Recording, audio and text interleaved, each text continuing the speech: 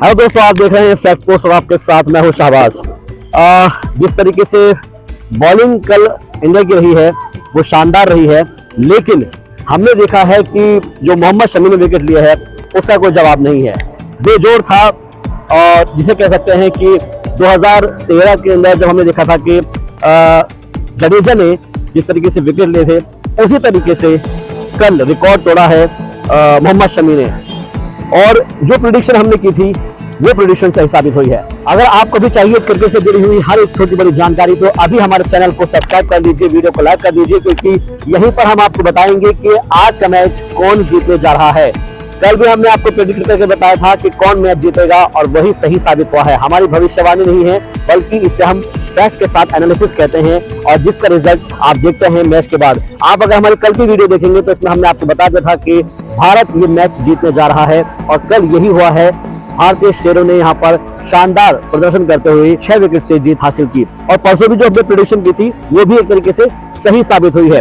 लेकिन इन सब के बीच जो सवाल है वो ये है कि जो कल का मैच हमने देखा है इंडिया वर्सेस बांग्लादेश, उसमें कुछ चीजें आई हैं निकलकर सामने और इस पर बात करने के लिए हमारे साथ हमारे स्पोर्ट्स जर्नलिस्ट उबैदुर रहमान जुड़ेंगे। उनसे हम समझने की कोशिश करेंगे कि कल टीम इंडिया ने कौन कौन से जो रिकॉर्ड है वो ब्रेक किए हैं और क्या कुछ खामियां रही हैं, टीम इंडिया की बॉलिंग कैसी रही है। हालांकि हमने देखा है कि फील्डिंग को लेकर कई तरह के सवाल उठे हैं, उस पर भी हम उबैद से बात करेंगे। और इसके अलावा आने वाले वक्त में, क्योंकि अब 23 तारीख को जब मैच होगा इंडिया वर्सेस पाकिस्तान, तो उसमें क्या बातों का, किन बातों का ख्याल रखना जरूरी है और किन किन चीजों को यहाँ पर जो है ध्यान देने की जरूरत है। उबैद हमारे साथ जुड़ रहे हैं। उबैद, जिस तरीके से हमने देखा कि कल इंडिया वर्सेस बांग्लादेश में टीम इंडिया ने शानदार प्रदर्शन किया है और हमने कल प्रेडिक्ट भी किया था कि टीम इंडिया की जो स्ट्रेंथ है उसके हिसाब से वो मैच जीत जाएगी और उसके जो प्रोज है कौन्स है वो हमने बताए थे। कल के मैच में आपने क्या ऑब्जर्व किया है कि टीम इंडिया ने कहां पर अच्छा प्रदर्शन किया है, उनकी परफॉर्मेंस कहां अच्छी रही है और ये भी बताइएगा कि कहां कहां पर टीम इंडिया के लूप होल्स है जो उसको ध्यान में रखने होंगे। लेकिन नो डाउट बल्लेबाजी इंडिया की बहुत ज़्यादा स्ट्रॉन्ग नज़र आई और जो कि है भी। सवाल था बॉलिंग पे, क्या मोहम्मद शमी उस तरीके का प्रदर्शन कर पाएंगे या स्पिनर उतने अच्छे तरीके से बॉल डाल पाएंगे। लेकिन सब कुछ काफ़ी अच्छा हुआ। लेकिन जो मुझे इसमें कमी लगी, जो पहले भी भारत की कमी रही है, वो फील्डिंग। अब जैसे देखा जाए कल अक्षर पटेल लगातार 2 विकेट ले चुके थे।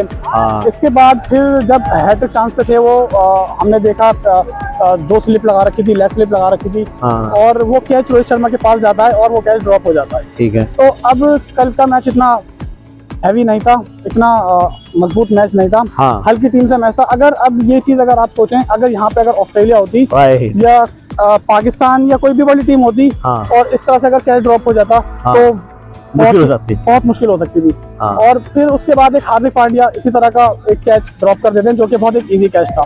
तो फील्डिंग को ये सुधार इंडिया को करना पड़ेगा, क्योंकि अभी तो ये हल्का मैच था। जैसे हम इस टूर्नामेंट में आगे बढ़ेंगे तो बड़ी बड़ी टीमें, अभी आपको ऑस्ट्रेलिया से खेलना होगा आगे चल के और मे बी न्यूजीलैंड से भी खेलना हो सकता है। तो ये बहुत बड़ी टीम है, इनके साथ अगर जैसे ये छोटी छोटी मिस्टेक हुई है, पहले स्लिप पे कैच छोड़ जाना, फिर हार्दिक पांड्या का वो कैच छोड़ देना, तो ये बहुत कारगर साबित होगी। ये जो स्कोर था ये कोई इतना बड़ा स्कोर नहीं था और टीम इंडिया ने अपने पूरे जो ओवर है वो तकरीबन गंवा दिए थे।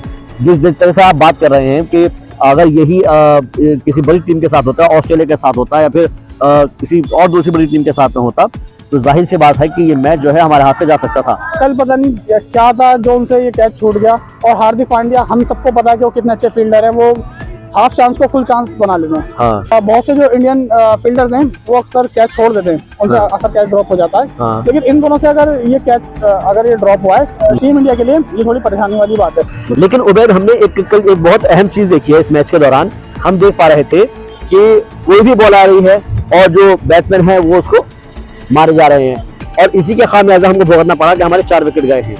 क्या आपको भी ऐसा लगता है कि जो 4 विकेट गए हैं ये बिना वजह से गए हमारे? देखिए, जो रोहित शर्मा ने शॉट खेला उससे पहले भी वो लगातार शॉट्स खेले जा रहे थे।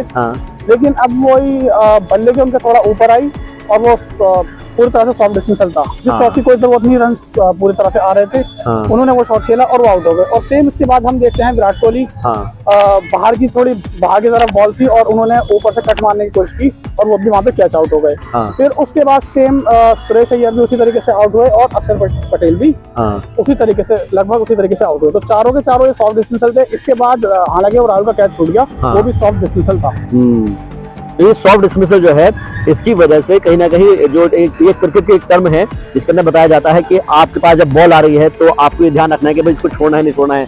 आपके पास बॉल आ रही है, आपने मार दिया तो अब वो आपका कैच भी हो सकता है, वो आपका विकेट भी हो सकता है, तो इसलिए संभल कर खेलना बहुत जरूरी होता है। तो उबैद हमको बता रहे थे कि कल इंडिया ने क्या क्या गलतियां की है और इन गलतियों से सीखना जरूरी है, क्योंकि 23 तारीख को जब भारत के साथ में पाकिस्तान का मैच होगा तो इस पर पाकिस्तान की भी निगाह रहेगी कि इंडिया ने क्या क्या गलतियां की है। हालांकि हमने भी ये चीज नोट कर रखी है कि पाकिस्तान ने जो अपना पहला मैच हुआ था उसमें क्या क्या गलतियां की थी और गलतियों से ही इंसान सीखता है। लेकिन कल के जो मैच था उसमें कुछ रिकॉर्ड्स भी बने हैं, कुछ रिकॉर्ड ब्रेक हुए हैं। जरा उनको एक सिलसिलेवार तरीके से मैं आपको बता देता हूँ। पहले तो यह है कि फैक्ट्स के साथ जानना जरूरी है कि भारतीय टीम वर्ल्ड कप 2023 फाइनल से लगातार 11 टॉस हार चुकी है। आप समझिएगा कि टॉस का एक बहुत बड़ा रोल होता है। 11 टॉस हार चुकी है, यानी कि इस मामले में उन्होंने नीदरलैंड की बराबरी कर ली है। टीम ने मार्च 2011 से लेकर अगस्त 2013 तक 11 टॉस हारे थे। यहाँ पर नीदरलैंड की बात हो रही है और यही जो है टीम इंडिया के साथ चल रहा है। इसके अलावा एक और यहाँ पर यह है कि मोहम्मद शमी भारत के लिए चैंपियंस ट्रॉफी में 5 विकेट लेने वाले दूसरे बॉलर बन गए हैं। एक रिकॉर्ड ये बन गया है। इससे पहले मैंने आपको बताया था कि रविंद्र जडेजा जो है उन्होंने 5 विकेट लिए थे। तो ये अपने आप में एक बड़ी बात है कि 5 विकेट झटकना, यानी कि एक तरीके से आपके पास कितनी मजबूत स्ट्रेंथ है। मोहम्मद शमी ने भारत के लिए वर्ल्ड कप और चैंपियंस ट्रॉफी में सबसे ज्यादा विकेट लिए हैं और अब तक वो 60 विकेट ले चुके हैं। इससे पहले अगर ये रिकॉर्ड था तो जहीर खान का नाम था, उन्होंने 59 विकेट लिए थे, यानी कि उस रिकॉर्ड्स को ब्रेक कर दिया है। और इसके अलावा एक चीज और है कि मोहम्मद शमी के 200 विकेट मुकम्मल हो चुके हैं।